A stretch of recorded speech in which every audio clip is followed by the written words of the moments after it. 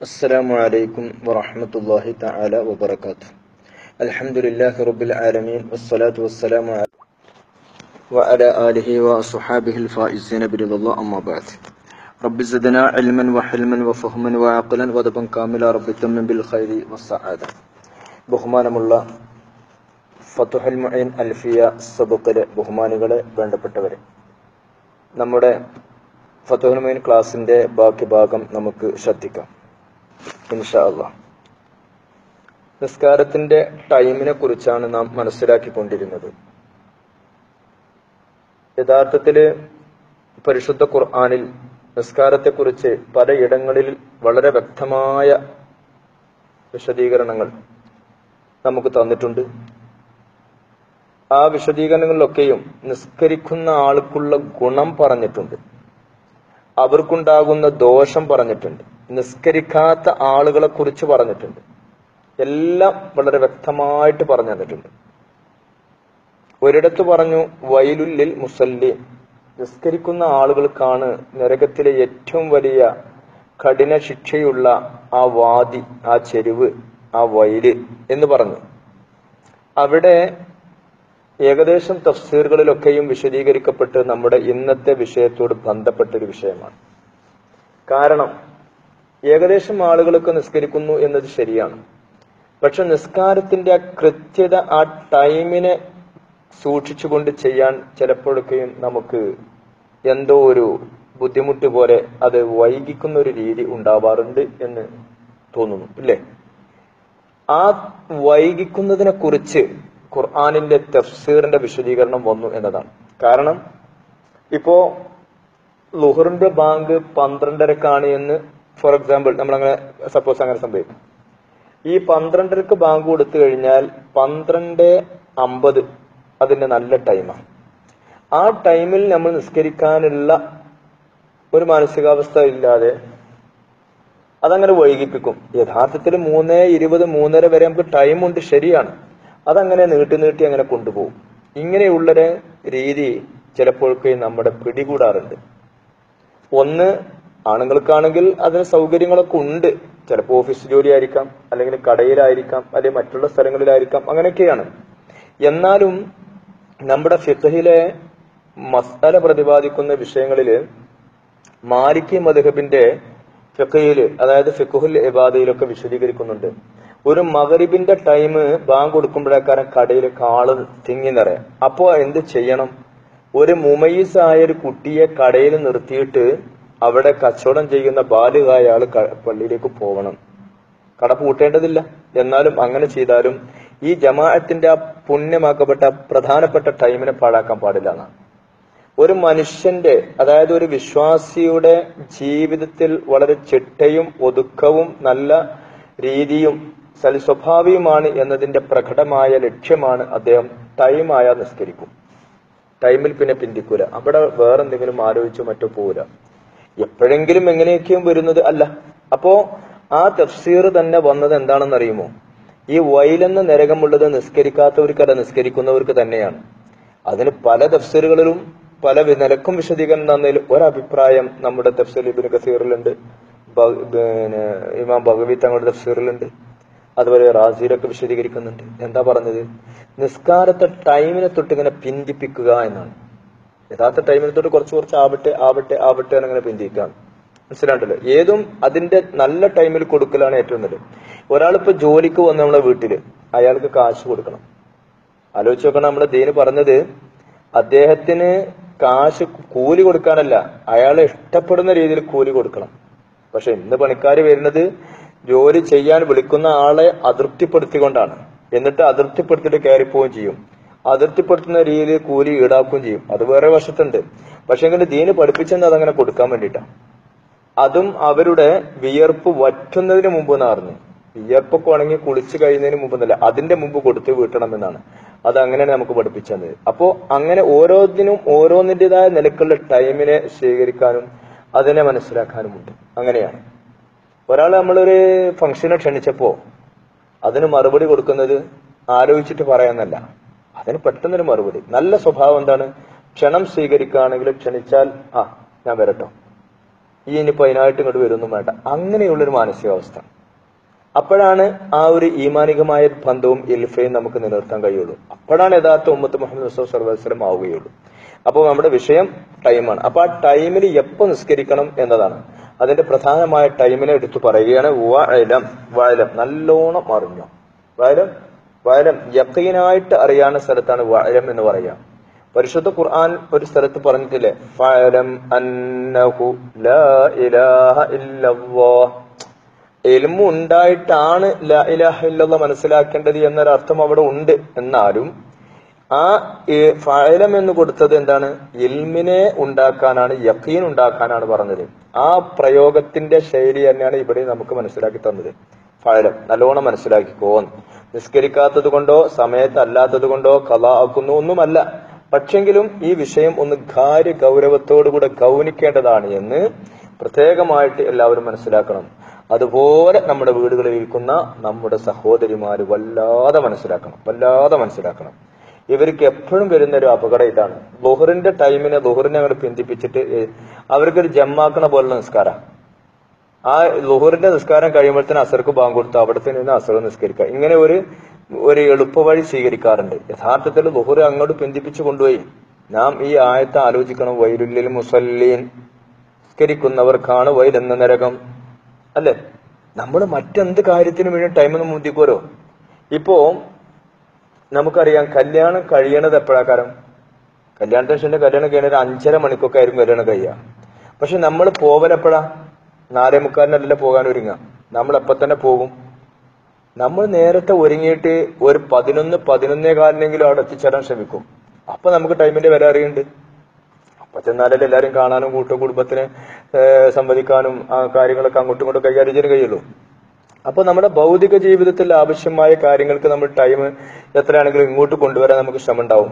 അതേ സമയത്ത് നിസ്കാരമാകുമ്പോൾ അത് അങ്ങോട്ടാവട്ടെ, ഇത് അങ്ങോട്ട് മാറ്റിവെച്ചാൽ നമ്മുടെ വീട്ടിൽ ഐശ്വര്യം ഉണ്ടാകുക, കുശുമ്പും വാശിയും കുഴപ്പമുണ്ടാവാതിരിക്കുക, ഇതൊക്കെ ഉണ്ടാവും. അതിനോടൊപ്പം തന്നെ വീട്ടിൽ വെച്ചിട്ട് എന്റെ സഹോദരിമാര് ജമാഅത്തായി നിസ്കരിച്ചു നോക്കും. കുട്ടികളുടെ സ്വഭാവം നന്നാകും, പിശാചിന്റെ ശല്യം ഒഴിവാകും, എല്ലാത്തിനും നിങ്ങൾ മുക്താവും. വളരെ ക്ലിയറായി. ഇതൊന്നും എന്റെ വാക്കല്ല, ഹദീസിന്റെ വ്യാഖ്യാനങ്ങളിലുണ്ട്. അപ്പോ ആ ടൈമിന്റെ പ്രത്യേകതയാണ് നമുക്കിപ്പോ പഠിക്കാനുള്ളത്. വാരം നീ അറിഞ്ഞു. അന്ന സ്വലാത്ത, തീർച്ചയായിട്ടും നിസ്കാരം, തെജിബു നിർബന്ധമാണെന്നാണ്. തെജിബു നിർബന്ധമാണ്. എപ്പോ നിർബന്ധമാണ്? അവ്വലിൽ വക്തി, സമയത്തിന്റെ ആദ്യത്തിൽ. എങ്ങനെ? വുജൂബൻ, നിർബന്ധമായിട്ടും ആദ്യ ടൈമിൽ തന്നെ കൊണ്ടുവരണം. മുവസ്സാൻ, ആ വക്ത് പിന്നെ വിശാലമാണ്. ആദ്യം കൊണ്ടുവന്ന് പിന്നെ അങ്ങനെ വിശാലമായിട്ട് കിടക്കുന്നുണ്ട്. എന്നാലും ചെയ്യേണ്ടപ്പോഴാണ്. അപ്പൊ മുഖ്താറായ ടൈം 20 മിനിറ്റാണ്. ആ മിനിറ്റിന്റെ ഉള്ളിലായിട്ട് വുളൂ ചെയ്ത് സുന്നത്ത് നിസ്കരിച്ച്, എങ്ങനെ വേണ്ടത്? ആണുങ്ങളാണെങ്കിൽ പള്ളിയിലേക്ക് ബാങ്ക് കൊടുക്കുന്നത്, ബാങ്ക് കേൾക്കുമ്പോഴേക്കിനെ പള്ളിയിലെത്തണം. അങ്ങനെ വുളൂ ഉണ്ടാക്കി പള്ളിയിലേക്ക് കയറുന്നു. തഹയ്യത്തിന്റെ 2 റക്അത്ത് നിസ്കരിക്കുന്നു. അതിനോടൊപ്പം വുളൂവിന്റെ 2 റക്അത്ത് അതും നിസ്കരിക്കുന്നു. അപ്പോഴെങ്ങനെ ബാങ്ക് വിളി കേട്ടു. ആ ബാങ്ക് വിളിച്ചു കഴിഞ്ഞാൽ ളുഹറാണെങ്കിൽ ളുഹറിന്റെ മുമ്പുള്ള 4 റക്അത്ത് നിസ്കരിക്കുന്നു. ആ നിസ്കരിച്ചിട്ട് അവിടെ ഇങ്ങനെ ഇഅ്തികാഫിന്റെ നിയ്യത്ത് ആദ്യമേ വെക്കണം. അങ്ങനെ അവിടെ ഇരിക്കുന്നു.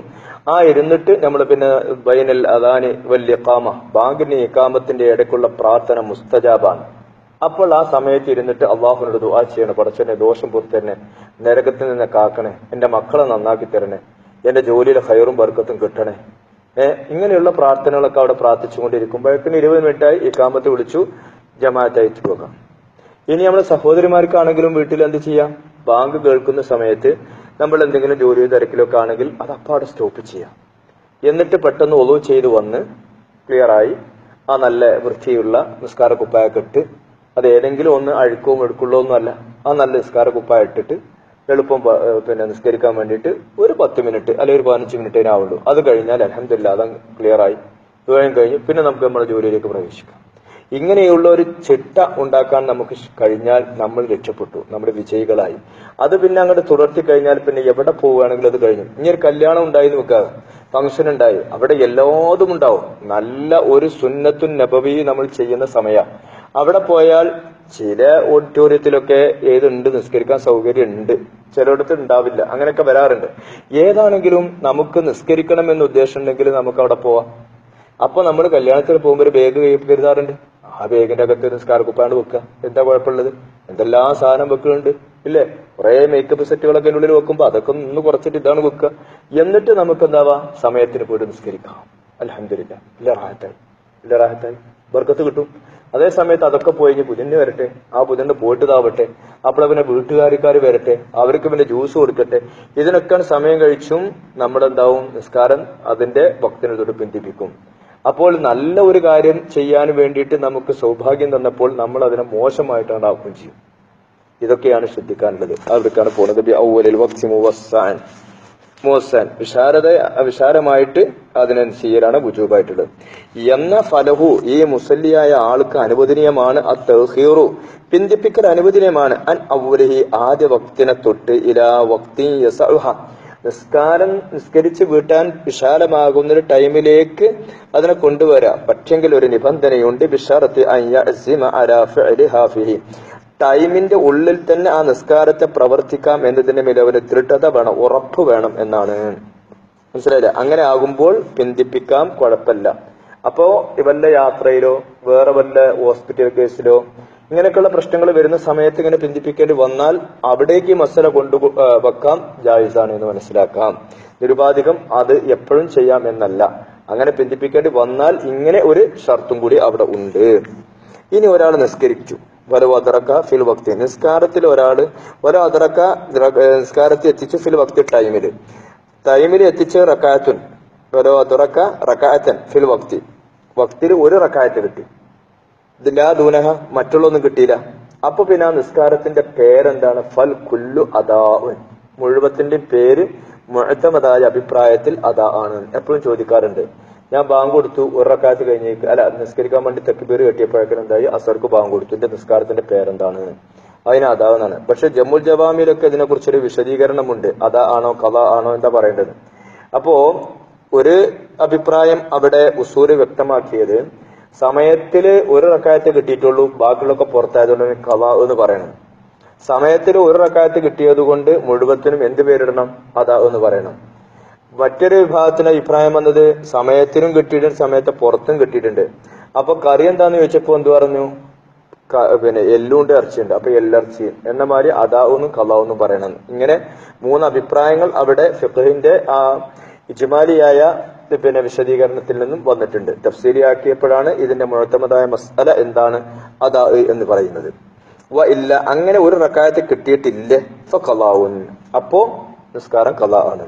പക്ഷെ മനസ്സിലാക്കിക്കോ, യസിമു ഈ മുസല്ലി കുറ്റക്കാരനാവും ബി ഖറാജി ബഅദിഹാ അനിൽ വഖ്തി സമയത്തിനെ തൊട്ട് ചിലത് പുറത്താക്കി കൊണ്ടുവന്നു എന്ന കാരണം കൊണ്ട് മുസല്ലി കുറ്റക്കാരനാവും. വൈൻ അതറക്ക റക്കായത്തിന് ഒരു റക്കായത്തിന് ഉള്ളിൽ എത്തിച്ചിട്ടുണ്ടെങ്കിലും കുറ്റക്കാരനാണ്. പക്ഷേ മനസ്സിലാക്കണം, ലൗ ശറഅ ഫീ ഗൈരിൽ ജുമുഅ അല്ലാത്തതിൽ ഒരാൾ തുടങ്ങി, വഖദ് ബഖയ ഏത് സ്ഥിതിയിൽ അവശേഷിച്ചു മാ യസഉഹ ആ നിസ്കാരത്തിന് വിശാലമാകുന്ന സമയം ശേഷിക്കുകയും ചെയ്തു, നജാസ ലഹു അവനക്ക് അനുവദനീയമാണ് ബിലാ കറാഹത്തിൻ കറാഹത്തില്ലാതെ അൻ യുതവ്വിലഹാ ബിൽ ഖിറാഅ ഖിറാഅത്ത് കൊണ്ട് ആ നിസ്കാരത്തെ നീട്ടാം, വദിക്രി ദിക്ർ കൊണ്ടും ഹത്താ യഖ്റുജൽ വഖ്തു സമയം പുറപ്പെടുന്നത് വരെ. വഇല്ലം യുഖഅ മിൻഹാ റകഅത്തുൻ ഫീ ആ ടൈമിൽ ഒരു റകഅത്ത് സംഭവിച്ചിട്ടില്ലെങ്കിലും ശരി അലൽ മുഅ്തമദായ അഭിപ്രായ പ്രകാരം. ഇപ്പൊ എന്താ പറയണത്? നിസ്കാരത്തിലേക്ക് തക്ബീറത്തുൽ ഇഹ്റാം ചൊല്ലി, അത് കഴിഞ്ഞപ്പോ ഇനി ആ ടൈം ഒരുപാട് വിശാലത ഉണ്ട്. അപ്പൊ ഈ ആള് എന്ത് ചെയ്തു? അൽബക്കറക്കാൻ തുടങ്ങി. അൽബക്കറന്ന് ഇങ്ങനെ ഓതിപ്പോയി. അങ്ങനെ ഓതി അതിങ്ങനെ നീണ്ട് അസറും കഴിഞ്ഞു, മഗ്രിബിയും കഴിഞ്ഞു, ഇശാവും കഴിഞ്ഞു, സുബഹും കഴിഞ്ഞു, അങ്ങനെ ഓതിപ്പോവാണ്. ഇങ്ങനെ പോയോൽ അത് നടക്കുമോ? പറ്റും, ജാസ. ഇനി അയാളോട് ഈ പറഞ്ഞ നിസ്കാരങ്ങളൊക്കെ എന്താണെന്നാ പറയാ? ഖളാ ആണെന്ന് പറയില്ല. കാരണം അയാൾ ഫുൾ ടൈം നിസ്കാരം തന്നെ ആയിരുന്നു. സമയം ഉണ്ടായത് കൊണ്ട് ഇങ്ങനെ നീട്ടിയിട്ടുണ്ടെങ്കിൽ എന്തായി? അതായിൽ പെടുന്നു. മറിച്ചാണെങ്കിൽ പറ്റില്ല, സമയമില്ല. അങ്ങനെയാണെങ്കിൽ ഇത് പറ്റില്ല. അപ്പോ ഒരാൾ നിസ്കാരത്തിലേക്ക് തക്ബീറത്തുൽ ഇഹ്റാം ചൊല്ലി തുടങ്ങി, എന്നിട്ട് ഖിറാഅത്തിൽ അങ്ങോട്ട് നീട്ടി, ഖിറാഅത്ത് അങ്ങനെ നീട്ടിപ്പോയി. ഏത് സ്ഥിതിയിൽ? സുബഹയ്ക്ക് ബാങ്ക് കൊടുക്കുമ്പോഴും ളുഹറിന്റെ ഒരു റക്അത്ത് കഴിഞ്ഞിട്ടില്ല, അങ്ങനെയാണ് വരുന്നത്. എന്നാലും അദാഉ ആണ്, മറ്റുള്ള നിസ്കാരങ്ങളും അദാ ആണ്, ഖളാ ആവുകയില്ല. ഇങ്ങനെയാണെങ്കിൽ പക്ഷെ ജുമുഅയിൽ പറ്റൂല. ജുമയിൽ അങ്ങനെ നീട്ടാൻ പാടില്ല. കാരണം ജുമയ്ക്ക് ആ കണക്കാക്കപ്പെട്ട ഖുതുബന്റെയും അതിന്റെ ടൈമിൽ ചെയ്യൽ വുജൂബാണ്. അതുകൊണ്ട് അവിടെ നീട്ടാൻ പാടില്ല. എവിടെ നീട്ടാം? മറ്റുള്ളതിൽ നീട്ടാം. അതാണ് സമയവിശാലത ഉണ്ടെങ്കിൽ. അതാണ് ഇപ്പൊ പറഞ്ഞ മസല. അപ്പൊ വൈൻ അതറക്ക റക്കായത്തിന്റെ ഞാൻ പക്ഷേ ഒരാൾ ആരംഭിച്ചു ഫിയ ഗൈറുൽ ജുമ